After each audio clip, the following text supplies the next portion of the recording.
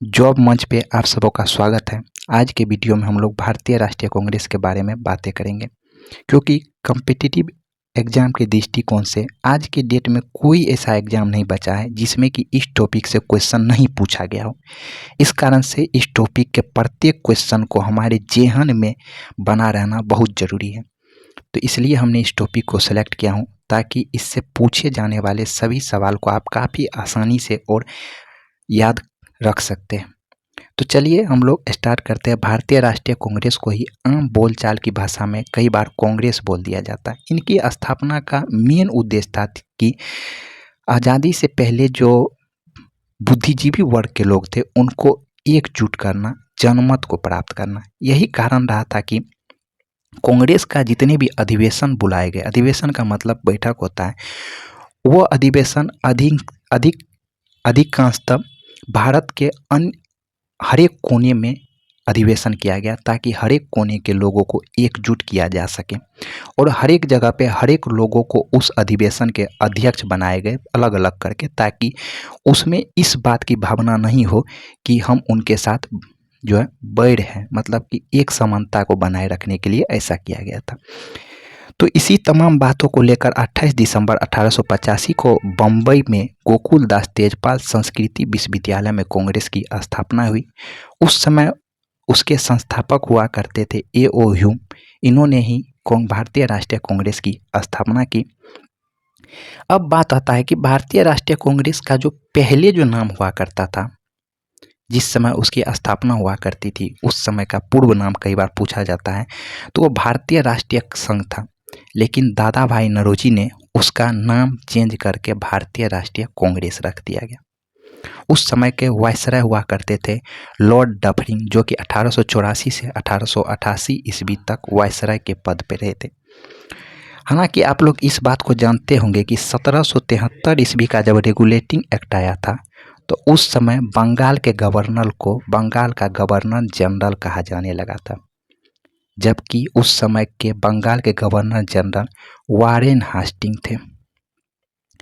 जब 1833 ईस्वी का चार्टर अधिनियम आया था, तो उस समय चूंकि बंगाल का गवर्नर जनरल कहा जाने लगा था और 1833 ईस्वी में बंगाल के गवर्नर जनरल को भारत का गवर्नर जनरल कहा जाने लगा और लॉर्ड विलियम बेंटिक को भारत का गवर्नर जनरल, जो कि प्रथम गवर्नर जनरल और बंगाल का अंतिम गवर्नर जनरल बनाया गया। और 1858 ईस्वी में जो है ये भारत शासन अधिनियम 1858 के तहत भारत के गवर्नर जनरल को भारत का वायसराय कहा जाने लगा और इस तरह लॉर्ड कैनिंग जो है भारत का अंतिम गवर्नर जनरल, जबकि प्रथम वायसराय बना। तो 1858 ईस्वी से ही भारत के गवर्नर जनरल को वायसराय कहा जाने लगा। तो चूंकि ये 1858 से बाद में बने थे, तो लॉर्ड डफरिन उस समय वायसराय कहा है। कुल 57 अधिवेशन हुए भारतीय राष्ट्रीय कांग्रेस के, जिसमें से सबसे ज़्यादा अधिवेशन कलकत्ता में हुए थे। 10 अधिवेशन हुए थे। इस 57 अधिवेशन में से हमें 57 अधिवेशन को ध्यान नहीं रखना है। इनमें से उन तमाम अधिवेशन को हमें ध्यान में रखना है जिससे क्वेश्चन हमारे एग्जाम में पूछे जाते हैं। तो हमने उस तमाम अधिवेशन को यहाँ आपके सामने बताने जा रहा हूँ। और क्यों उसे याद रखना है? क्योंकि उसमें कुछ न कुछ विशेषता छुपी हुई थी, इस कारण से उन अधिवेशनों को याद रखना है। और उनको याद रखने के लिए हम क्रम में नहीं याद रखेंगे, क्योंकि अगर क्रमबद्ध याद रखेंगे तो ज़्यादा चांस रहता है उसको भूलने का। तो उसको एक सीक्वेंस के जरिए हमने याद कराने की कोशिश की है। आप लोग ज़रा ध्यान से इसको देखिएगा तो हम इतना ज़रूर जानते हैं कि इसमें से आप 70% ज़रूर आपको इस वीडियो के लास्ट तक में याद हो जाएगा। अगर दोबारा देखिएगा तो वो भी 30% आपका ध्यान में आ जाएगा। चलिए, सबसे पहला अधिवेशन इस कारण से भी इम्पोर्टेंट हो जाता है क्योंकि भारतीय राष्ट्रीय कांग्रेस का जब गठन हुआ तो उसी समय इस अधिवेशन को बुलाया गया। तो कई बार पूछ दिया जाता है कि प्रथम अधिवेशन कब हुआ था, तो ये 1885 में हुआ था और ये बम्बई में ही हुआ था।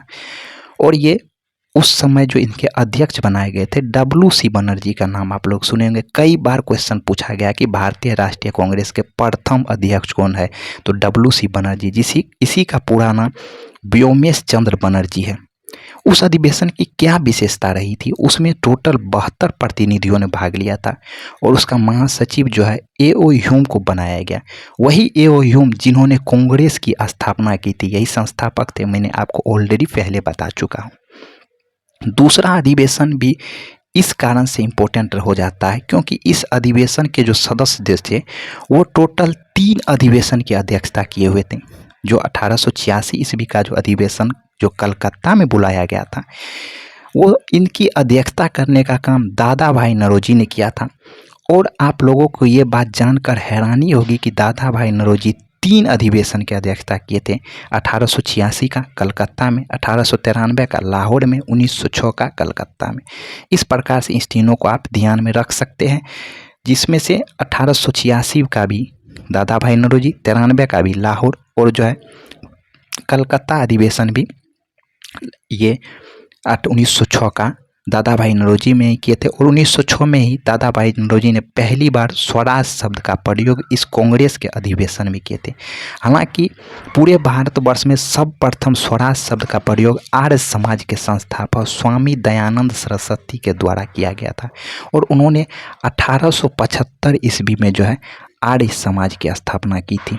आर्य समाज की स्थापना की थी जिसका नाम था स्वामी दयानंद ये सरस्वती। इसे ने ही 1875 ईस्वी में आर्य समाज की स्थापना की और इन्होंने ही पहली बार जो है स्वराज शब्द का प्रयोग किया था। और इनकी पुस्तक का नाम है सत्यार्थ प्रकाश और इन्होंने ही एक नारा दिया था, वेदों की ओर लौटो। तो इसमें आपको एक क्वेश्चन पूछा जा सकता है कि इनमें से मतलब दे देगा कि निम्नलिखित में से कौन सा ऐसा व्यक्ति है जिन्होंने भारतीय राष्ट्रीय कांग्रेस के 3 अधिवेशन या सर्वाधिक अधिवेशन का हिस्सा लिया है? तो दादा भाई नौरोजी आप टिक कर सकते हैं। चलिए अगला, तीसरा अधिवेशन जो इस कारण से इम्पोर्टेंट हो जाता है क्योंकि इस अधिवेशन की अध्यक्षता करने वाले एक मुस्लिम थे, जो कि पहली बार ऐसा हुआ कि मुस्लिम को अध्यक्ष बनाया गया था। 1887 का अधिवेशन मद्रास में बुलाया गया था और बदरुद्दीन तैयबजी जो प्रथम मुस्लिम अध्यक्ष थे, इसी कारण से ये अधिवेशन पूछा जा सकता है। और चौथा अधिवेशन जो है वो 1887 माफ़ कीजिएगा 1888 ईस्वी में इलाहाबाद में बुलाया गया था और जॉर्ज यूले जो है, जो एक अंग्रेज थे, उन्हें इसका अध्यक्ष बनाया गया। तो इस लहजे से भी ये काफ़ी इम्पोर्टेंट है, आपसे पूछा जा सकता है कल को कि भारतीय राष्ट्रीय कांग्रेस का कौन सा ऐसा अधिवेशन है जिनकी अध्यक्षता किसी अंग्रेज ने किया था? तो आप ऐसा कह सकते हैं जॉर्ज यूले। मतलब अगर बोला जाएगा कि प्रथम बार अंग्रेज ने किया तब आपको जॉर्ज यूले माना ऑप्शन को टिक करना, अन्यथा और भी अंग्रेज है जिन्होंने इसकी कांग्रेस के अधिवेशन की अध्यक्षता की, जिसको हम धीरे धीरे क्रमबद्ध तरीके से जानेंगे। तो अब इस चारों को आपको एक साथ ध्यान में रखना। 85 वाला बम्बई में हुआ था, WC बनर्जी किए थे। 86 वाला कलकत्ता में हुआ था, दादा भाई नौरोजी किए थे। दादा भाई नौरोजी के पास आएंगे तो 3 चीज़ और आपको ध्यान रखेंगे, 86, 93 और 1906। ये वाला लाहौर में और 1906 कलकत्ता में इसमें जो है ये पहली बार स्वराज शब्द का प्रयोग किए थे। 87 वाला इस कारण से इम्पोर्टेंट हो जाता है क्योंकि बदरुद्दीन तैयबजी थे जो एक मुस्लिम कुल के थे और इसने में भी ये मुस्लिम अध्यक्ष थे, इसीलिए ये पूछा जा सकता है। और 88 जो है ये जॉर्ज यूले किए थे जो पहले अंग्रेज थे, अंग्रेजी अध्यक्ष थे। इस प्रकार से इस चारों को आपको एक साथ याद रखना। उनके बाद आपको 96 और 1911 को एक साथ याद रखना। अब आपके अंदर ये सवाल आता होगा कि आखिर इनको एक साथ क्यों याद रखेंगे? तो चलिए हम उनके ऊपर बातें करते हैं। 1896 का जो कलकत्ता में अधिवेशन हुआ था उसमें आखिर ऐसा क्या हुआ था कि ये इससे हमें याद रखना बहुत इम्पोर्टेंट है, क्योंकि 1896 की कलकत्ता अधिवेशन में पहली बार राष्ट्रगीत को गाया गया था। राष्ट्रगीत के बारे में आप लोग जानते होंगे कि हमारा जो राष्ट्रगीत है वो वंदे मातरम है, लेकिन उस समय तक ये हमारा राष्ट्रगीत नहीं हुआ करता था। इसे 24 जनवरी 1950 को इसे हमारे संविधान में जगह दिया गया, अर्थात राष्ट्रीय गीत के रूप में इसे हमारे संविधान में अपनाया गया। और एक बात आप लोगों को ध्यान रखना चाहिए कि इसका लेखक जो है वो बंकिम चंद्र चट्टोपाध्याय है। इन्होंने ही इसे लिखा था वंदे मातरम को। और इस जिस ग्रंथ से संकलित किया गया था उसका नाम था आनंद मठ। इस आनंद मठ से ही संकलित किया गया है वंदे मातरम को। ये क्वेश्चन भी कई बार पूछे जाते हैं, तो इसे भी आप ध्यान में रखिएगा। और 1911 का जो अधिवेशन ये भी कलकत्ता में ही हुआ था और इनकी अध्यक्षता बिशन नारायण धर के द्वारा किया गया था। ये इसलिए इम्पोर्टेंट हो जाते क्योंकि इसमें पहली बार राष्ट्रगान जन गण मन को गाया गया था। आप लोग को इसके संदर्भ में भी 2-3 बात ध्यान रखना चाहिए कि जन गण मन को भी 24 जनवरी 1950 को हमारे संविधान में जगह दिया गया, मतलब इसे राष्ट्रीय गान के रूप में स्वीकृत किया गया। और इसे लिखने का काम जो किया था वो रविन्द्रनाथ टैगोर के द्वारा, रविन्द्रनाथ टैगोर ने ही इसे लिखा था। एक बात और आप लोग को ध्यान रखना होगा, रविन्द्रनाथ टैगोर मात्र एक ऐसे लेखक थे जिनका जो है राष्ट्रगान 2 देशों में गाया जाता है, एक भारत में जन गण मन और एक बांग्लादेश में अमार तमार सोनार। तो ये बात भी पूछ सकता है। और इस जिस पुस्तक से लिए थे उस पुस्तक का नाम था तत्वबोधिनी। तो ये 2 बातें भी आप लोग जरा ध्यान रखिएगा। तत्वबोधिनी से जनगण मन को रविन्द्रनाथ टैगोर लिखे थे और 24 जनवरी 1950 को इसे जो है भारतीय संविधान में राष्ट्रीय गान के रूप में अपनाया गया। तो ये दोनों क्यों इम्पोर्टेंट है अब आपको पता चल गया होगा। तो जरा इस दोनों को एक साथ आप लोग याद रखने की कोशिश कीजिएगा। 1996 कलकत्ता रहमतुल्लाह सियानी इसके किए थे और पहली बार इसमें राष्ट्रीय गीत वंदे मातरम को, जबकि 11 का बिशन नारायण धर ये भी कलकत्ता में हुआ था, इसमें पहली बार राष्ट्रीय गान को गाया गया था। अब आइए इनको जो है हमें एक साथ इनको याद रखना। चलिए इन दोनों को एक साथ याद रखते हैं। 1905 का जो बनारस का जो अधिवेशन हुआ था उनकी अध्यक्षता गोपाल कृष्ण गोखले किया गया था। चलिए इसके ऊपर थोड़ा सा हम एक बार विस्तृत में चर्चा करते ताकि आपको ये चीज़ काफ़ी लंबे समय तक याद रहे। हुआ क्या था कि 6 अगस्त 1905 को, सॉरी 6 अगस्त नहीं 6 जुलाई 1905 को बंगाल विभाजन के बारे में समाचार पत्रों में जो है छपाया गया था कि बंगाल का विभाजन होगा। और 19 जुलाई 1905 को फाइनली उस समय के तत्कालीन वायसराय के द्वारा बंगाल विभाजन की घोषणा कर दी गई, जिसके फलस्वरूप जो है इस बंगाल विभाजन का विरोध करने के लिए वहाँ के तमाम वरिष्ठ नेताओं ने जो है उनके खिलाफ आंदोलन करना प्रारंभ किया, जिसका नाम था बंग भंग आंदोलन। उसी बंग भंग आंदोलन का समर्थन करने के वास्ते गोपाल कृष्ण गोखले ने 1905 का जो है कांग्रेस का अधिवेशन की अध्यक्षता की और उन्होंने कहा कि इसी आंदोलन को स्वदेशी आंदोलन भी कहा जाता था। उन्होंने कहा कि हम लोग इसका समर्थन करेंगे, किसका? बंगाल विभाजन के विरोध में चलाए गए बंग भंग आंदोलन का। और फाइनली जो है 16 अक्टूबर 1905 को जो है बंगाल विभाजन संपूर्ण रूप से हो गया, जिसके फलस्वरूप बिहार, उसके बाद पश्चिम बंगाल, झारखंड, उड़ीसा को बंगाल का नाम दिया गया, जबकि बांग्लादेश और असम को पूर्वी बंगाल का नाम दिया गया, जिसकी राजधानी ढाका रखी गई, जबकि ये बंगाल की राजधानी कलकत्ता रखी गई थी उस समय। तो चलिए ज़्यादा डिटेल में हम किसी और वीडियो में अगर हिस्ट्री का टॉपिक आएगा तो उसमें काफ़ी डिटेल में इस बारे में बातें करेंगे। हालांकि यहाँ थोड़ा सा इसके बारे में जान गए कि क्यों ये हुआ था। 1906 का मैं ऑलरेडी बता चुका कि दादा भाई नौरोजी किए थे, इसमें पहली बार स्वराज शब्द का प्रयोग किया गया था। चलिए यहाँ तक तो क्लियर है, इनको एक साथ याद रखिएगा। इसके बारे में तो हम पहले ऑलरेडी आपको बता चुके। 1907 और 1916 को एक साथ याद रखना। क्यों भाई? क्योंकि 1907 में सूरत अधिवेशन हुआ था, जिसमें रास बिहारी घोष जो था वो कांग्रेस में पहली बार विभाजन हुआ था, गरम दल और नरम दल में। चलिए थोड़ा सा इस पे भी हिंट करते हैं। वह क्या था कि 1905 ईस्वी से लेकर 1908 ईस्वी तक के कार्यकाल में जो है ये गरम दल का कार्यकाल कहा जाता है। क्या होता है गरम दल का कार्यकाल? हुआ क्या था कि पहली बार जो 1885 ईस्वी में जो कांग्रेस पार्टी जो है इसकी गठन हुई थी, ये लोग उदारवादी तरीके से अपने आवाज़ को सरकार के विरुद्ध, मतलब उस समय जो ब्रिटिश सेना थी उसके विरुद्ध रखते थे। लेकिन इनमें से कुछ ऐसे लोग हुआ करते थे, खास तौर पर लाल बाल यानी लाला लाजपत राय,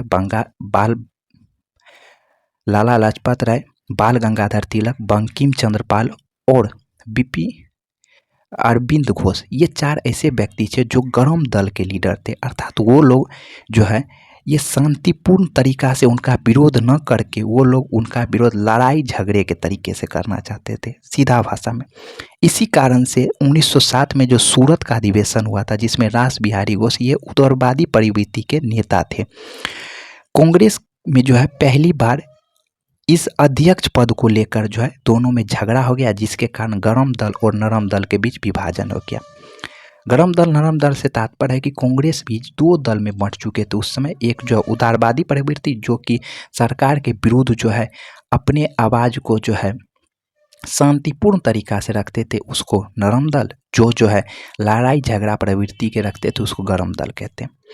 जबकि 1916 का लखनऊ अधिवेशन, जिसमें अंबिकाचरण मजूमदार जो है इनकी अध्यक्षता की थी, उसमें हुआ था क्या कि मुस्लिम लीग के साथ समझौता हुआ था। अर्थात मुस्लिम लीग की जो पार्टी जो थी उनको भी इस कांग्रेस के अधिवेशन में जगह दिया गया, अर्थात उसको भी कांग्रेस के साथ मिलाया गया एवं नरम दल और गरम दल जो पहले 1907 में अलग हुए थे उनको भी एकजुट करने का कोशिश किया गया। इन्हीं में बाल गंगाधर तिलक ने कहा था कि स्वराज हमारा जन्मसिद्ध अधिकार है, और ये बाल गंगाधर तिलक की कथन थी जो 1916 के लखनऊ अधिवेशन में कहा गया था। तो इन दोनों को एक साथ आपको ध्यान रखना। चलिए, इन तीनों को एक साथ याद रखना, और ये याद रखना बहुत ही आसान है। 1917 का अधिवेशन कलकत्ता में हुआ था। ये एनी बेसेंट की थी, जो प्रथम अंग्रेजी महिला थी। और प्रथम अगर आपसे पूछ दिया जाए कि कांग्रेस के अधिवेशन करने वाली प्रथम महिला कौन थी, तो आपको एनी बेसेंट ऑप्शन टिक करना। अगर प्रथम भारतीय पूछ दे तो सरोजनी नायडू बताना, जो कि 25 में किया था सरोजनी नायडू, और ये प्रथम भारतीय महिला थी। और 1933 में कलकत्ता अधिवेशन नलिनी सेनगुप्ता जो द्वितीय अंग्रेजी महिला थी। ये 3 महिलाओं ने कांग्रेस के अधिवेशन किए, इनके बाद किसी महिला ने कांग्रेस का अधिवेशन नहीं किया। इनको याद रखने के लिए इसमें अगर 8 जोड़िएगा, 17 में 8 तो 25 हो जाएगा, और 25 में 8 जोड़िएगा तो 33 हो गया। मतलब काफ़ी आसान है ना। 17 में 8 25, 25 8 33, 8 8 का क्रम याद रखिए और आसानी से आप ध्यान में रख सकते हैं। पहला कलकत्ता, दूसरा कानपुर, और फिर कलकत्ता एनी बेसेंट सरोजनी नायडू, और फिर नलिनी सेनगुप्ता, ये दोनों अंग्रेज और ये बीच में भारतीय। चलिए अगले और कुछ अधिवेशन के बारे में हम लोग जानते हैं। चलिए, 1920 ईस्वी में एक विशेष अधिवेशन बुलाया गया था। वो काहे बुलाया गया था? इसलिए बुलाया गया था क्योंकि 1920 ईस्वी में महात्मा गांधी के द्वारा पहली बार भारत में एक जन आंदोलन की शुरुआत की गई थी, जिसका नाम था असहयोग आंदोलन। इस असहयोग आंदोलन के प्रस्ताव को ही पास करने के लिए एक विशेष अधिवेशन जो कलकत्ता में बुलाया गया था, जिनकी अध्यक्षता लाला लाजपत राय ने किया था। और आप लोगों को ये बात भी पता होगा कि 4 फरवरी 1922 के मध्यरात्रि को, ये हम यहाँ लिख देते, 4 फरवरी 1922 के मध्यरात्रि को क्या हुआ था, अर्थात ये आपका डेट हो जाएगा, मध्यरात्रि हो गया तो 5 फरवरी 1922 हो गया। 5 फरवरी 1922 को चोरा चोरी हत्याकांड हुआ, जिसमें कि चोरा चोरी नामक जगह जो कि यूपी में है, वहाँ जो है ये आंदोलन, असहयोग आंदोलन करने वाले भारतीयों ने जो है वहाँ जो अंग्रेजी पुलिस कर्मियों को जेल में बंद कर जिंदा जला दिया था, जिसमें 22 पुलिसकर्मी जलकर राख हो गए, जिनके फलस्वरूप गांधी जी ने असहयोग आंदोलन को स्थगित करने का फैसला कर लिया। 1920 में एक और अधिवेशन नागपुर में बुलाया गया था, जो सीवी राघवाचार्य के नेतृत्व में, अर्थात उनकी अध्यक्षता इन्होंने ही की थी, जिनमें कोई खास बात नहीं हुआ था। चूँकि 1920 में 2 बुलाया गया था, इसलिए इन दोनों को भी एक साथ आप लोग ध्यान रख सकते हैं।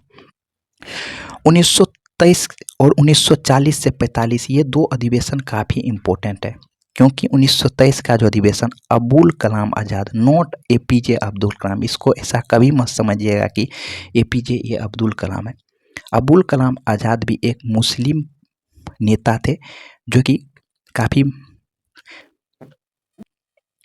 तो इसको कई बार लोग अब्दुल कलाम आज़ाद समझ लेते, एपीजे अब्दुल कलाम, ये वो नहीं है, ये अबुल कलाम आज़ाद है। ये सबसे युवा नेता थे, इस कारण से ये हमें ध्यान में रखना काफ़ी इम्पोर्टेंट है। 1923 की अध्यक्षता किए थे दिल्ली में, अबुल कलाम आज़ाद सबसे युवा नेता थे। और 1940 से 45 रामगढ़ में जो है कांग्रेस का अधिवेशन बुलाया गया था, जिनकी अध्यक्षता, मतलब 40 से 45 तक, इतने लंबे समय तक अध्यक्ष के पद पे यही रहे थे अबुल कलाम आज़ाद। इस कारण से इसके नाम को काफ़ी जेहन में आपको ध्यान में बना के रखना है, ताकि कल को अगर सवाल पूछे तो आपको जल्दी से बना लेना। 24 और 29 को और 31 को हम लोग एक साथ याद रखेंगे। क्यों? क्योंकि 24 का जो अधिवेशन था वो बेलगाम में बुलाया गया था, और पहली बार ऐसा हुआ था कि महात्मा गांधी ने किसी एक अधिवेशन की अध्यक्षता की हो, वह 1924 में बेलगांव में महात्मा गांधी इसकी अध्यक्षता किए थे। आपसे कल को क्वेश्चन पूछा जा सकता है कि कांग्रेस का कौन सा ऐसा अधिवेशन है जिसमें कि महात्मा गांधी अध्यक्षता किए थे, तो बेलगांव 1924 में। 1929 का तो अधिवेशन आप लोगों को इतना भारी एग्जाम में पूछा गया कि जिसका कोई वर्णन नहीं। ये लाहौर में हुआ था, पंडित जवाहरलाल नेहरू किए थे, और इसमें पूर्ण स्वराज की मांग के प्रस्ताव को पारित किया गया था। और यहाँ तक कि इसमें बताया गया था कि आने वाले 26 जनवरी से अब हम लोग जो है स्वाधीनता दिवस मनाएंगे, और 31 दिसंबर 1929 के मध्य रात्रि को जो है पंडित जवाहरलाल नेहरू रावी नदी के तट पे तिरंगा झंडा फहराए, और वहीं से उन्होंने बोला कि अब हम लोग स्वराज हो चुके हैं।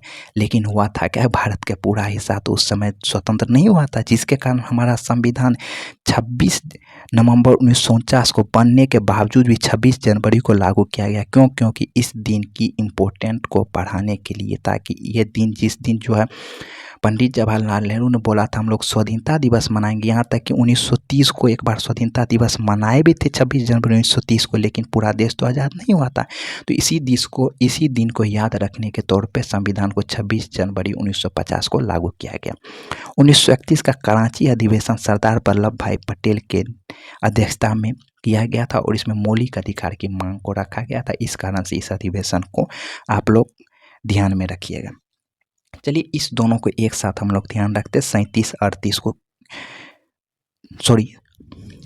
को आप लोग इसी के साथ याद रख सकते हैं। ये 37 का जो अधिवेशन फैजपुर महाराष्ट्र में हुआ था। फैजपुर जो है महाराष्ट्र का एक गांव है। पहली बार ऐसा हुआ था कि कांग्रेस का अधिवेशन किसी गांव में आयोजित किया गया था, और इनकी अध्यक्षता पंडित जवाहरलाल नेहरू किए थे। तो क्या ध्यान रखना, 24 वाला, 29 वाला, 31 वाला, 37 वाला एक साथ। 24 बेलगांव में हुआ था, महात्मा गांधी के थे।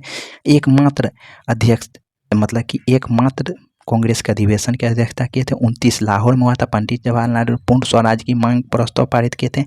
31 कराची में हुआ था, सरदार वल्लभ भाई मौलिक अधिकार की मांग को रखे थे। और 37 फैजपुर जो महाराष्ट्र का एक गाँव है, वो पंडित जवाहरलाल नेहरू किए थे। पहली बार ऐसा हुआ था कि गाँव में आयोजित हुआ था, क्योंकि इससे पहले तक गाँव में कांग्रेस का कोई भी अधिवेशन नहीं बुलाया गया था। 38 और 39 को हम लोग एक साथ याद करेंगे, क्योंकि इनके अध्यक्ष एक ही है। हरिपुरा में हुआ था 38 वाला, सुभाष चंद्र बोस। हरिपुरा गुजरात में ही पड़ता है, और त्रिपुरी एमपी में पड़ता है। इसका भी अध्यक्ष सुभाष चंद्र बोस भी थे। इसमें क्या हुआ था कि सुभाष चंद्र बोस त्यागपत्र दे दिए थे, और 1939 में इन्होंने जो है फॉरवर्ड ब्लॉक की स्थापना किए थे। फॉरवर्ड ब्लॉक, कई बार ये क्वेश्चन पूछा जाता है कि सुभाष चंद्र बोस ने कब फॉरवर्ड ब्लॉक की स्थापना किए थे, तो 1939 में। इसके त्यागपत्र देने के बाद इन्होंने कांग्रेस से त्यागपत्र दे के फॉरवर्ड ब्लॉक की स्थापना किए थे। और ये दो भी आपको याद रखना है, क्योंकि कई बार क्वेश्चन पूछा जाता है कि भारत के आज़ादी के समय कांग्रेस के अध्यक्ष कौन थे। तो 1946 से 47 के बीच जो है मेरठ में हुआ था। इसके अध्यक्ष आचार्य JP कृपलानी थे। JP कृपलानी ही थे, जो 1946-47 जो मेरठ में हुआ था। मेरठ कहाँ है, तो यूपी में है मेरठ। और 1950 नासिक का अधिवेशन जो है, ये पुरुषोत्तम दास, चूँकि ये कांग्रेस का आखिरी अधिवेशन था, इसलिए पूछ सकता है कि आखिरी अधिवेशन की अध्यक्षता किसने किया था और कहाँ हुआ था। तो ये नासिक महाराष्ट्र में पड़ता है, और पुरुषोत्तम दास टंडन किए थे, जो 1950 में हुआ था। तो हम आशा करते कि इस प्रकार से आपका कांग्रेस के अधिवेशन से संबंधित जितने भी क्वेश्चन मन में आते होंगे, सारे हमने यहाँ बता दिया है।